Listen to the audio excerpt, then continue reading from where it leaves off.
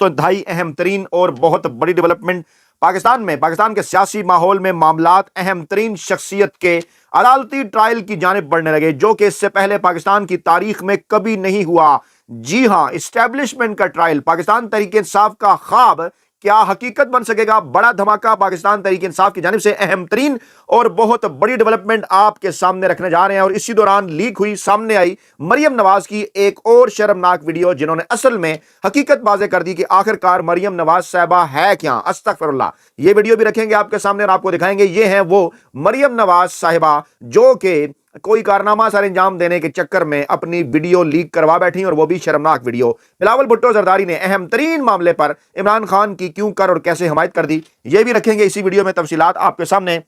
Latest development جناب، dots connect کرنے کے لیے بڑا ضروری، کیونکہ پاکستان تحریک انصاف کے ارادے ظاہر ہیں، ڈٹ کے کھڑا ہے کپتان نے پاکستان کی سیاسی تاریخ میں، 75 سالہ سیاسی تاریخ میں کپتان پاکستان کا وہ سیاسی رہنما ثابت ہوا کہ جس نے واضح طور پر پاکستانی اسٹیبلشمنٹ کو ہمیشہ کے لیے سیاسی کردار اس کا ختم کرنے کا فیصلہ کرتے ہوئے عملی اقدام اٹھایا۔ لیکن اسی دن ہوا کیا؟ الیکشن کمیشن کا ایک فیصلہ سامنے آتا ہے جس میں پاکستان تحریک انصاف یعنی اس کے آزاد حمایت یافتہ امیدوار جو سنی اتحاد کونسل کے اندر شامل ہوئے، ان کے خلاف الیکشن کمیشن فیصلہ کرتا ہے اور جناب ان کو مخصوص نشستوں سے محروم کر دیا جاتا ہے۔ جی ہاں، الیکشن کمیشن آف پاکستان کی جانب سے 4-1 سے فیصلہ آیا۔ بلا شبہ یہ اسٹیبلشمنٹ کا فیصلہ ہے۔ بلا شبہ سکندر سلطان راجہ صاحب کہاں سے لائن لیتے ہیں، آپ کو مجھے اچھی طرح سے اس بات کا اندازہ ہے۔ گزشتہ چند ماہ کے اندر پاکستان تحریک انصاف کے خلاف الیکشن کمیشن آف پاکستان کے جتنے بھی فیصلے آئے، یا سپریم کورٹ آف پاکستان سے پاکستان تحریک انصاف کے خلاف جتنے بھی فیصلے آئے، ان فیصلوں کے پیچھے کون ہے،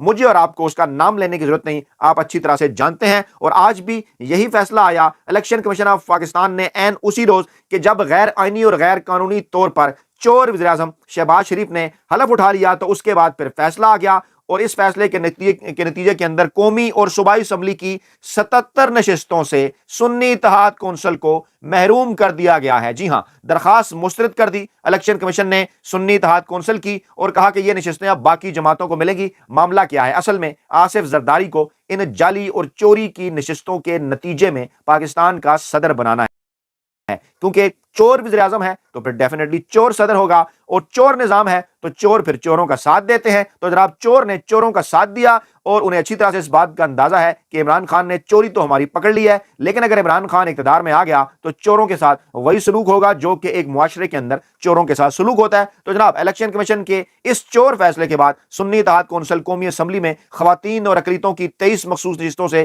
محروم ہو گئی، اور خواتین کی 20 مخصوص نشستیں اب نہیں ملیں گی۔ اسی طرح سے پنجاب ان کو اقلیتوں کی 3 نشستیں بھی نہیں ملیں گی، پنجاب سے خواتین کی 12، خیبر پختونخوا سے 8، جبکہ اقلیتوں کی 3 مخصوص نشستیں بھی نہیں مل سکیں گی، جو میں نے آپ کو پہلے بتایا۔ پنجاب اسمبلی میں خواتین کی 24 اور اقلیتوں کی 3، اسی طرح سے کے پی اسمبلی میں خواتین کی 21 اور اقلیتوں کی 4، اور اس طرح سندھ اسمبلی میں خواتین کی 2 نشستوں سے پاکستان تحریک انصاف محروم ہوگی۔ کل ملا کر 77 جو ہے وہ نشستیں پاکستان تحریک انصاف اور سنی اتحاد کونسل کے کھاتے میں سے نکال لی گئی ہیں، اور یہ فیصلہ انتہائی شرمناک فیصلہ۔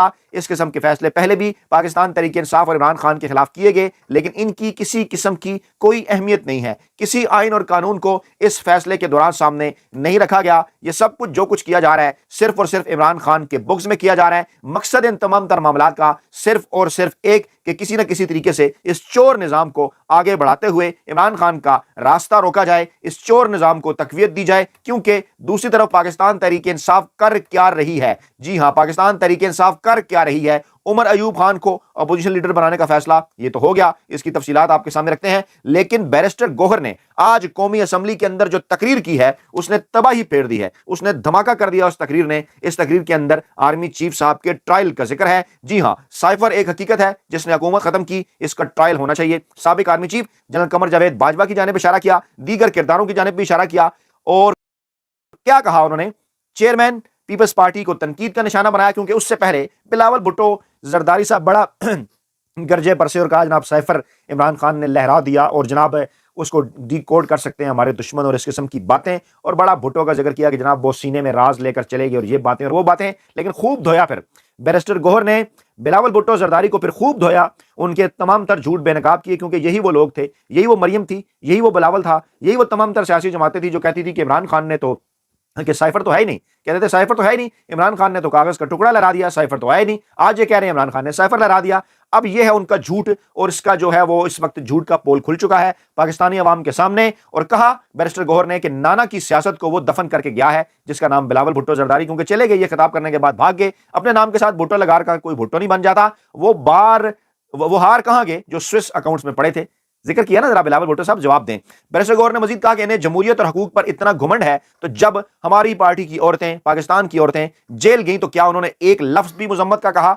हमें तो ये दर्श देते हैं, अपने गरेबानों में झांकें, ये अपने मफादात के लिए इकट्ठे होते हैं, इनको जमहूरियत रास नहीं आती, ये सब पावर शेयरिंग पर यकीन रखते हैं। जी हां, मुकम्मल तौर पर धोया। नून लीग हो, नवाज शरीफ हो, शहबाज शरीफ हो, आसिफ जरदारी हो, बिलावल भुट्टो हो, मरियम नवाज हो, उन्होंने कहा कि अपने गरेबानों में झांकें, हमें ये दर्श देते हैं, एक लफ्ज इन्होंने मुजम्मत का नहीं कहा, अपने मफादात के लिए इकट्ठे होते हैं, इनको जमहूरियत रास नहीं, ये सब पावर शेयरिंग पर यकीन रखते हैं। और सदारती इंतखाब के हवाले से उन्होंने जबरदस्त बात की। उन्होंने कहा क्या कोई और बंदा नहीं कि ये सदारत जरदारी को दे रहे हैं? बानी पीटीआई का कोई भाई या भतीजा यहां नहीं बैठा, हमारे 100 अरकान इनके 200 अरकान पर भारी हैं, धोकर रख दिया बैरिस्टर गौहर ने। और उन्होंने कहा कि चेयरमैन पीटीआई जो इस वक्त मौजूद है, बैरिस्टर गौहर, उनका कहना था कि गैस बिजली तो दूर, हमें पानी भी मैसर नहीं, ये इनकी 4 दहाइयों समर है जो अवाम को मिला है, इसलिए अवाम ने इनको रिजेक्ट कर दिया है। जबकि इस दफा एमकेएम भी टिकट लेने वालों की लाइन में लग गई और अपने असूलों की सौदेबाजी की। उन्होंने कराची में हमारी 15 नशिस्तें धांधली के जरिए ली हैं।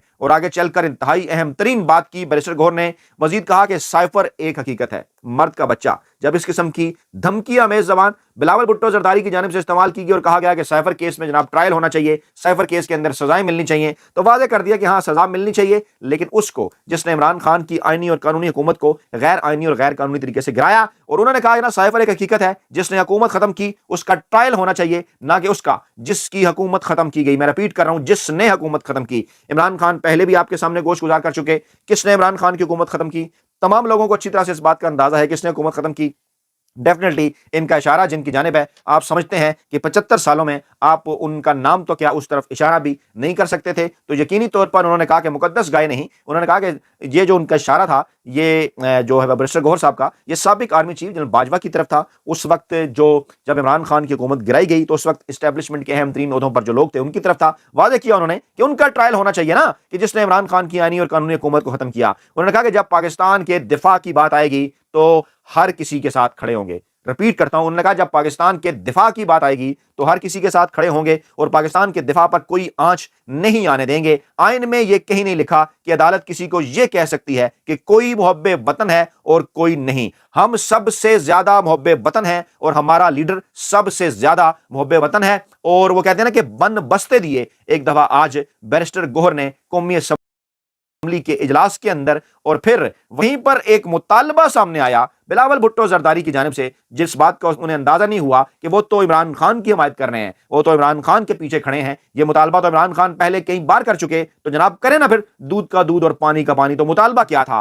बिलावल भुट्टो जरदारी साहब ने कहा कि 9 मई वाकयात पर चीफ जस्टिस की सरबराही में जुडिशियल कमीशन बनाया जाए। वो जुडिशियल कमीशन उन्होंने बताने का मुतालबा किया। उन्होंने कहा जनाब महमूद अचकजई साहब कह रहे थे करारदाद पास करें कि सियासत में मुदाखलत ना हो। आप जितनी करारदादें पास कर लें, जब तक सियासतदान खुद एक दूसरे की इज्जत नहीं करेंगे कोई भी नहीं करेगा। तो बिलावल भुट्टो जरदारी साहब अपने गिरबान के अंदर झांक कर देखिए कि आपने पाकिस्तान की तारीख के मकबूल तरीन अवामी और सियासी रहनुमा, इस वक्त पाकिस्तान के सबसे बड़े सियासतदान इमरान खान की क्या आपने इज्जत की? आपको अपनी जुबान के ऊपर कंट्रोल था जलसों के अंदर, आप क्या कुछ वहां पर फरमाते रहे वो पाकिस्तानी अवाम के सामने है। बिलावल भुट्टो जरदारी साहब फरमाते हैं जनाब के वज़ीर केपीके ने 9 मई के वाकयात के हवाले से इंक्वायरी का मुतालबा किया है, वो यकीन दहानी कराएं कि इंक्वायरी के फैसले को तस्लीम करेंगे तो मैं इसकी हिमायत करता हूं। तो जनाब आपकी शायद नजर नहीं है मामलात के ऊपर बिलावल भुट्टो जरदारी साहब, सिर्फ वज़ीर आला केपीके ने यह मुतालबा नहीं किया, उन्होंने अपनी तकरीर में कहा कि इमरान खान बारहा यह मुतालबा कर चुके हैं, इमरान खान बारहा सिस्टम से इस बात का मुतालबा कर चुके हैं। इमरान खान मुसलसल गुज़श्ता तकरीबन जो है वो 8-9 महीनों से मुसलसल 9 मई के मामलात के बाद, 9 मई के वाकयात के बाद मुसलसल इस बात का मुतालबा कर रहे हैं कि जुडिशियल कमीशन बनाया जाए। 9 मई के फॉल्स फ्लैग ऑपरेशन के पीछे कौन था, 9 मई के मामलात के पीछे कौन था, वाज़ा कर चुके कि चीफ जस्टिस काजी फाइज ईसा साहब की सरबराही में बना लें जुडिशियल कमीशन। इमरान खान कह चुके कि हम इसको तस्लीम करेंगे। बिलावल भुट्टो ने कहा जनाब जुडिशियल कमीशन बनाया जाए और चीफ जस्टिस इसकी सरबराही करें। اب انہیں ایک بات ذہن میں رکھنی ہوگی کہ اب اس بات کے پیچھے آخر کر کیا ہے کہ وہ اسٹیبلشمنٹ جو بلاول بھٹو زرداری صاحب سے ان کے والد صاحب سے بڑا پیار کرتی ہے، اب ان کا مطالبہ بھی وہی ہو گیا جو عمران خان کا مطالبہ تھا۔ کیا انہوں نے کسی جگہ پر کچھ چیزیں مینج کر لی ہیں جس طرح وہ اشارہ کر رہے ہیں؟ کہتے ہیں چیئرمین پی پی پی نے بلاول بھٹو نے سائفر کے والد سے بات کرتے ہوئے کہا کہ بھٹو سے ہمارا موازنہ کیا گیا، بھٹو نے کہا تھا سینے میں ملکی راز لے کر چلا جاؤں گا، لیکن اس وقت جو تفصیلات سامنے آ رہی ہیں وہ بڑی زبردست ہیں، وہ بڑی حیران کن ہیں کہ بلاول بھٹو زرداری نے اور ان کی اپنی حکومت نے اپنے دور کے اندر کیا کیا تھا پاکستان کے سرکاری رازوں کے حوالے سے، وہ آپ کے سامنے ہم ضرور رکھیں گے، کیونکہ پیپلز پارٹی ہمیشہ بڑا چھپتی ہے جناب، بڑا ظاہر کرتی ہے جناب کہ ہم بڑے آئینی ہیں، ہم بڑے قانونی ہیں، ہم نے جناب بڑی ملک کی خدمت کی ہے، ہم نے یہ کر دیا، ہم نے فلاں کر دیا، لیکن ان کی ایک تاریخ ہے، ان کی تاریخ پاکستانی عوام کو، نوجوان نسل کو کے سامنے رکھنا ضروری ہے۔ حوالہ ہے جناب وکی لیکس کا، اور ہمارے کولیگ ہمارے دوست قسمت خان صاحب ان کی یہ ریسرچ ہے، 2009 کی یہ بات ہے جب بلاول بھٹو کی پیپلز پارٹی حکومت نے ایک خفیہ ملاقات میں نادرا کا تمام تر ڈیٹا امریکہ کو دینے کی پیشکش کی تھی۔ امریکیوں کو یہ آفر کرتے ہوئے اس وقت کے پی ایم گیلانی نے کہا تھا کہ نادرا جو معلومات اکٹھی کرتا ہے ان میں ڈرائیونگ ریکارڈ سے لے کر ڈی این اے تک کی معلومات ہوتی ہیں، اور جناب یہ ہے قسمت خان صاحب کا بڑی زبردست ریسرچ کرتے ہیں، یہ ان کی ٹویٹ ہے، یہ آپ دیکھ سکتے ہیں، اور یہ اس کا حوالہ ہے۔ تو بلاول بھٹو زرداری صاحب پہلے تو آپ اپنی 2009 کی اس حکومت کا جواب دیجئے کہ آپ ملکی راز کس طرح سے بیچ رہے تھے، اور آج آپ بات کرتے ہیں عمران خان کے اوپر، آپ کو کچھ تھوڑی سی شرم اور حیا کرنی چاہیے۔ تو یہ ایک لاڈلے ہو گئے بلاول بھٹو صاحب، ان کا چہرہ ہم نے آپ کے سامنے رکھا۔ ایک دوسری لاڈلی ہے، اس کی ویڈیو ہم آپ کو دکھاتے ہیں، آپ کے سامنے رکھتے ہیں، آڈیو ذرا کم ہے لیکن ہم آپ کو ایکسپلین کر کے بتائیں گے کہ موصوفہ اس کے اندر فرما کیا رہی ہیں۔ یہ جناب وہی ڈرامے ان کے شروع شہباز شریف کی طرح، یہ ایک سکول میں جاتی ہیں، پہلے آپ ویڈیو دیکھیے ذرا۔ یہ کیا حال ہے بچوں، کیا پڑھ رہے ہو؟ کنجکشن گرامر، جیوگرافی پڑھ رہے ہیں؟ اچھا نہیں انگلش، یہ تو کچھ اور لکھا ہے، پھر سنیے۔ کیا حال ہے بچوں، کیا پڑھ رہے ہیں؟ کنجنکشن بچے کہتے ہیں، گرامر، جیوگرافی نہیں کہتے ہیں یہ تو انگلش لکھا ہے۔ اب انہیں اس بات کا اندازہ نہیں ہے کہ جو بھی سبجیکٹ ہے اگر وہ انگریزی زبان کے اندر ہوگا تو اس کا یہ تھوڑی مطلب ہے کہ وہ انگلش پڑھ رہے ہیں، انگلش ایک سبجیکٹ کے طور کے اوپر ہے۔ اچھا وہ اور اس کے بعد وہ کہتے ہیں جیوگرافی پڑھ رہے ہیں۔ اچھا جناب سوال کیا ہوا، سنیے ذرا۔ مریم نواز، ملیح ہاشمی صاحب نے بھی ٹویٹ کیا کہ یہ میرا جی پارٹ 2 ہے۔ مریم نواز بچوں کیا پڑھ رہے ہو؟ بچے گرامر، کنجنکشنز پڑھ رہے تھے، پارٹ آف سپیچ ہوتے ہیں نا، انٹرجیکشن، کنجنکشن، پریپوزیشن، کنجنکشن پڑھ رہے تھے، part of speech. Maryam Nawaz بولی اوہ جیوگرافی، ماشاءاللہ سے۔ آگے جو ہے وہ ملیح ہاشمی صاحب لکھتی ہیں کہ باجی کو نہیں پتا کہ جغرافیہ میں گرامر نہیں ہوتی، اور یہ جناب ان کا کیلیبر ہے، جعلی فارم 45 کے ذریعے جو زبردستی اقدام میں آتے ہیں۔ اسکول پہنچی، ڈرامہ کیا، کلاس میں گئیں، بچی سے پوچھا کیا پڑھ رہی ہیں، بچی نے کہا کنجنکشن یعنی گرامر، تو کہتی ہیں اچھا جغرافیہ پڑھ رہی ہیں۔ شرم آنی چاہیے، اس قسم کی شرمناک ویڈیوز جب آپ کے سامنے آئیں